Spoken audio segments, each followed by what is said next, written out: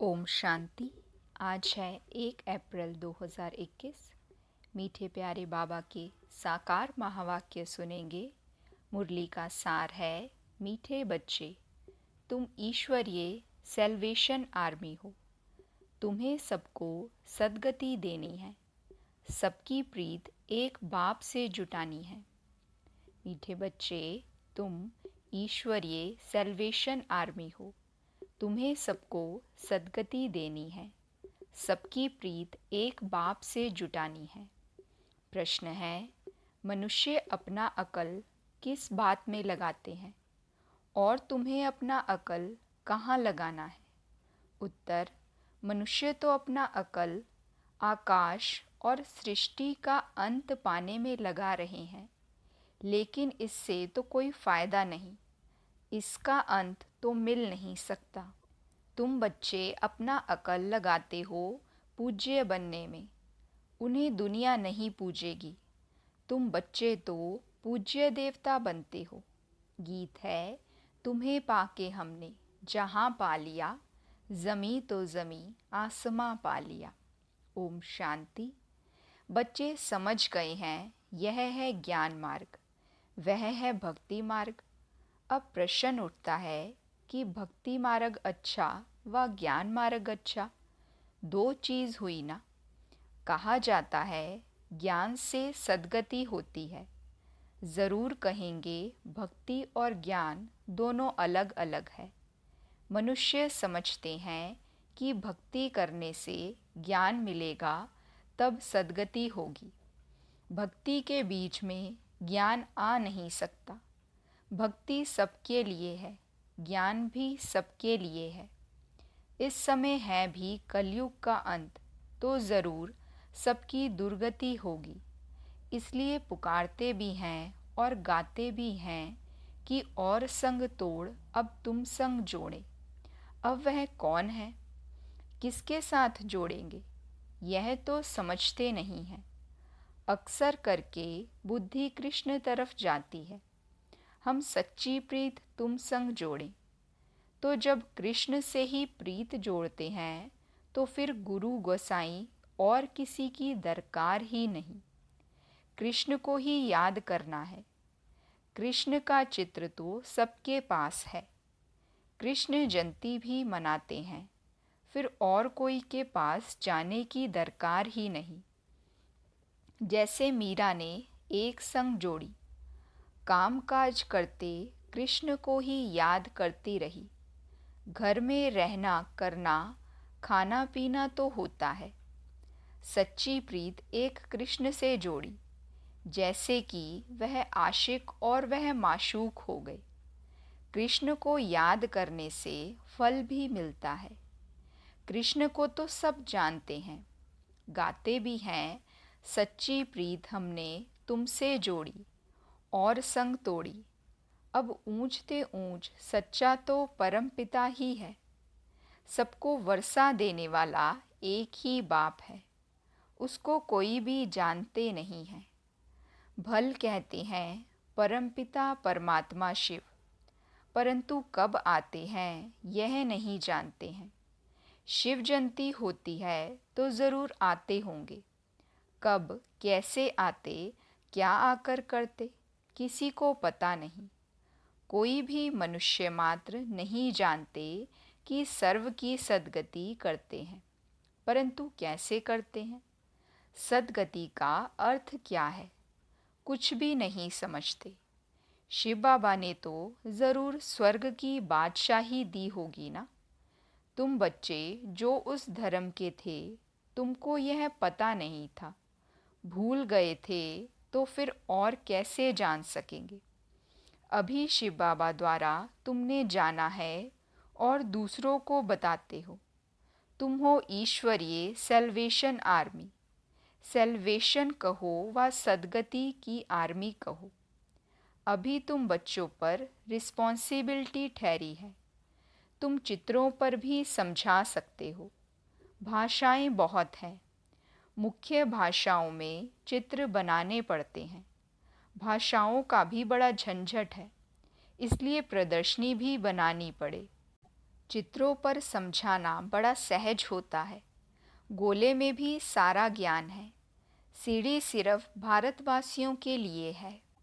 इसमें और कोई धर्म है ही नहीं। ऐसे थोड़े ही भारत तमो प्रधान बनता है तो और नहीं बनते हैं। तमो प्रधान तो सब बनते हैं, तो उन्हों के लिए भी होना चाहिए। यह सब बुद्धि में सर्विस के ख्याल आने चाहिए। दो बाप का राज भी समझाना है। वर्षा रचयिता से मिलता है। यह भी सब धर्म वाले जानते हैं कि लक्ष्मी नारायण भारत के पहले महाराजा महारानी थे। वह भगवान भगवती थे। अच्छा, उन्हों को यह स्वर्ग का राज्य कैसे मिला? ज़रूर भगवान द्वारा मिला। कैसे कब मिला यह किसी को भी पता नहीं। गीता में कृष्ण का नाम डाल फिर प्रलय दिखा दी है। रिजल्ट कुछ भी नहीं। यह तुम बच्चों को समझाना है। चित्र तो सब तरफ है। लक्ष्मी नारायण के चित्र भी होंगे।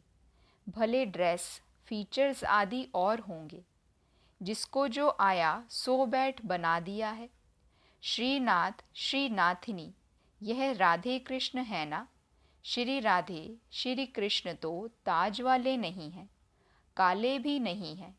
राजधानी लक्ष्मी नारायण की है, ना कि राधे कृष्ण की। मंदिर तो अनेक प्रकार के बनाए हैं। नाम तो एक ही रखेंगे, लक्ष्मी नारायण। डिनेस्टी लक्ष्मी नारायण की कहेंगे। राम सीता का घराना, लक्ष्मी नारायण का घराना, राधे कृष्ण का घराना नहीं होता है। यह बातें मनुष्यों के ख्याल में ही नहीं है। तुम बच्चे भी नंबरवार पुरुषार्थ अनुसार जानते हो। जिनको सर्विस का शौक है वह तो फतकते हैं। कोई कहते हैं हम समझते हैं, परंतु धीरे धीरे मुख खुलने की भी युक्तियाँ रचनी पड़ती है। कई समझते हैं वेद शास्त्र अध्ययन करने से, यज्ञ तप आदि करने से, तीर्थ आदि करने से परमात्मा को पा सकते हैं। परंतु भगवान कहते हैं यह सब मुझसे दूर करने के रास्ते हैं। ड्रामा में सबको दुर्गति को पाना ही है, तो फिर ऐसी बातें बताते हैं। आगे हम भी कहते थे कि भगवान जैसे चोटी है, कोई कहाँ से भी जाए। तो मनुष्यों ने अनेक प्रकार के रास्ते पकड़े हैं। भक्ति मार्ग के रास्ते पकड़ पकड़ कर अब थक जाते हैं, तब फिर भी भगवान को ही पुकारते हैं कि हे पतित पावन, आप आकर पावन बनने का रास्ता बताओ। आप बगैर पावन हो नहीं सकते हैं, थक गए हैं। भक्ति दिन प्रतिदिन पूरा थकाएगी। अभी तो मेले आदि पर कितने लाखों जाकर इकट्ठे होते हैं, कितनी गंदगी होती है। अब तो है अंत, दुनिया को बदलना है। वास्तव में दुनिया एक ही है, दो भाग बनाए हैं। तो मनुष्य समझेंगे स्वर्ग नरक अलग अलग दुनिया है, परंतु यह आधा आधा है। ऊपर में सतयुग, फिर त्रेता, द्वापर, कलयुग। कलयुग में तमो प्रधान बनना ही है। सृष्टि पुरानी होती है। इन बातों को कोई समझते नहीं, मूंझे हुए हैं। कोई कृष्ण को भगवान तो कोई राम को भगवान कह देते हैं। आजकल तो मनुष्य अपने को भगवान कह देते हैं। हम ईश्वर के अवतार हैं। देवताओं से भी मनुष्य तीखे हो गए हैं।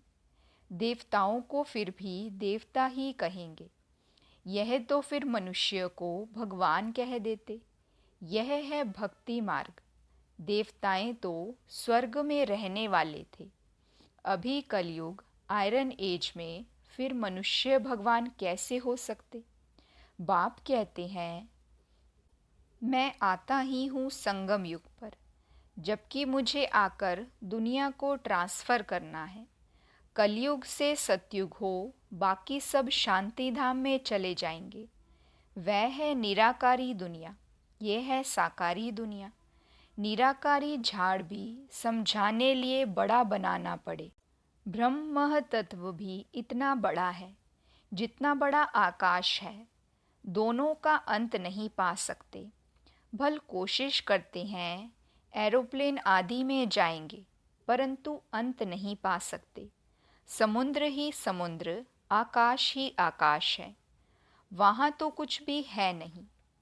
भल कोशिश बहुत करते हैं, परंतु इन सब बातों से फ़ायदा क्या। समझते हैं, हम अपना अकल निकालते हैं।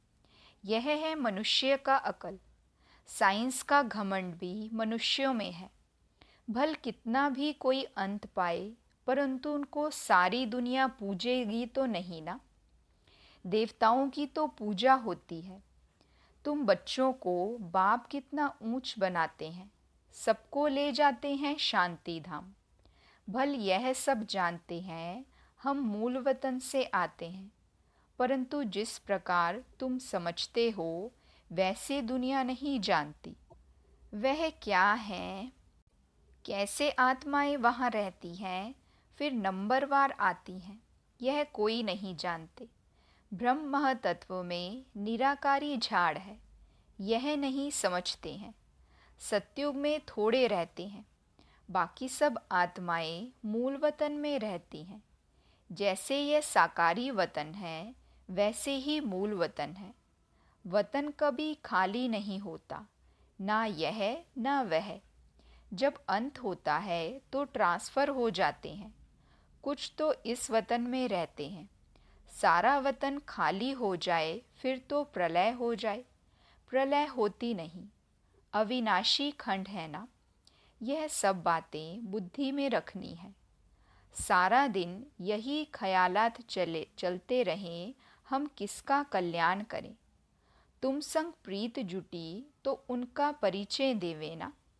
वह बाप है, उससे वर्षा मिलता है।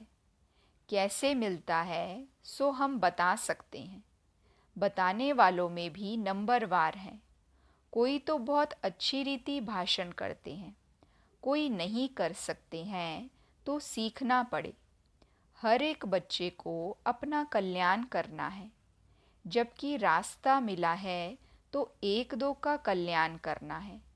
दिल होती है, औरों को भी बाप से वर्षा दिलाएं, रूहानी खिदमत करें।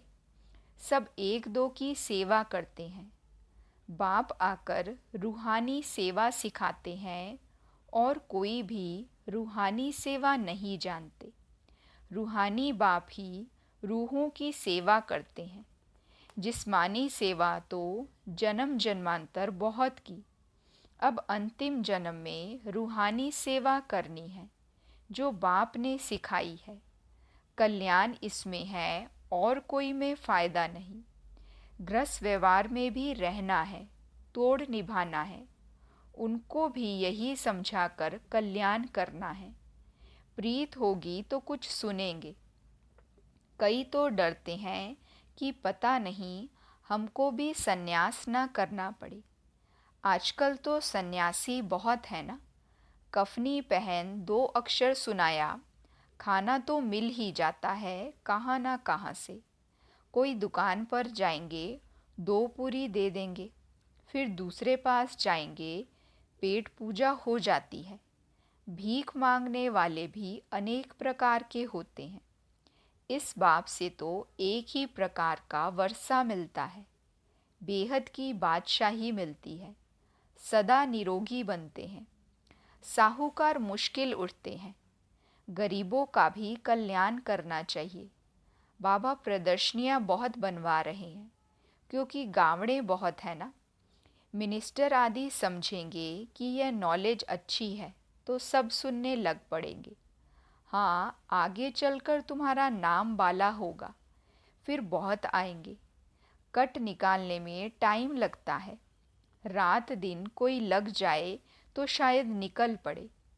आत्मा प्योर हो जाएगी तो फिर यह शरीर भी छोड़ेगी। यह सब समझने की बातें हैं। प्रदर्शनी में भी समझाना है।